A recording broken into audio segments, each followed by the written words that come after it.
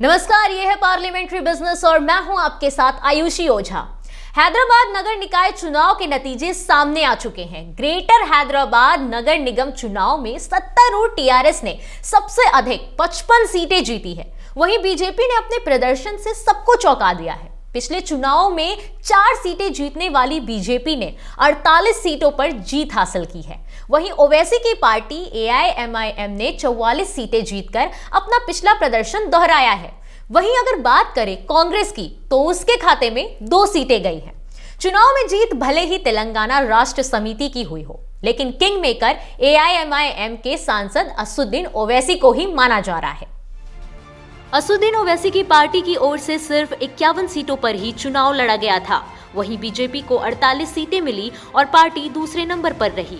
हैदराबाद में टॉप पर रही टीआरएस 99 सीटों पर चुनाव लड़ा और 55 सीटें हासिल की। अब बात यह है कि ओवैसी चुनाव के किंग मेकर की भूमिका में क्यों दिख रहे हैं। बता दें कि ओवैसी देश के मुसलमानों को यह एहसास दिलाने में सफल हुए हैं कि वे उनके सच्चे हमदर्द हैं। ग्रेटर हैदराबाद म्युनिसिपल कॉरपोरेशन की आवाम को, वहाँ के तमाम वोटर्स को, राय दहिंदगान को अपनी जानिब से उनका शुक्रिया अदा करता हूँ कि उन्होंने पोलिंग के दिन निकलकर अपने अपने वोट का इस्तेमाल किया। बावजूद इसके कि अभी भी पूरे मुल्क में और हर जगह पर कोरोना वायरस चल रहा है और अगर पोलिंग परसेंटेज में और इजाफा होता तो और भी अच्छा होता, मगर जिन्होंने निकला अपने वोट का इस्तेमाल किया, मैं इनको मुबारकबाद देता हूं।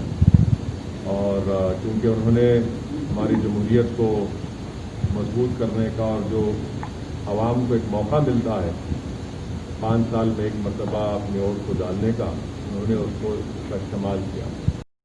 हैदराबाद निकाय चुनाव पहले इतना रोचक कभी नहीं हुआ जितना इस बार के चुनाव में हुआ।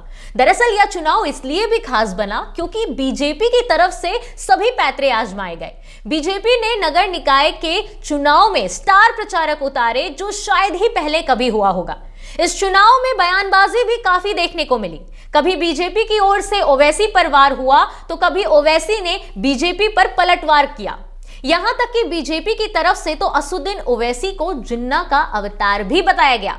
वहीं इस बात की कयासबाजी तेज हो गई है कि चुनाव में सबसे बड़ी पार्टी बनकर उभरी टीआरएस और तीसरे नंबर पर रही असुद्दीन ओवैसी की पार्टी AIMIM मेयर बनाने के लिए गठबंधन कर सकती है।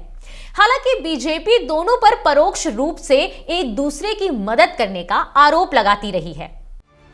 खबर है कि पिछली कमेटी की तरह इस साल भी AIMIM के 6 नगर सेवक स्टैंडिंग कमेटी में शामिल होंगे। यह कमेटी योजनाओं को सैंक्शन करने में अहम भूमिका निभाती है। 2 करोड़ रुपए से ऊपर के सभी फंड्स को मेयर के नेतृत्व वाली स्टैंडिंग कमेटी ही अप्रूव करती है। इससे कम के फंड को GHMC कमिश्नर और जोनल कमिश्नर अप्रूव कर सकते हैं। बीजेपी ने इस चुनाव में अपनी पैठ बढ़ाते हुए राज्य में सत्तारूढ़ टीआरएस को लगभग डरा दिया है, जो नगर निकाय पर बमुश्किल अपना कब्जा बरकरार रख पाने में कामयाब रही। भाजपा के बेहतरीन प्रदर्शन को पार्टी के प्रदेश नेतृत्व में भगवा स्ट्राइक करार दिया है। हालांकि हैदराबाद में भी अपना वर्चस्व कायम करने के लिए भाजपा ने 2023 के विधानसभा चुनाव में अपनी संभावना मजबूत करने का लक्ष्य बना लिया है। ज्यादा अपडेट्स के लिए देखते रहिए पार्लियामेंट्री बिजनेस।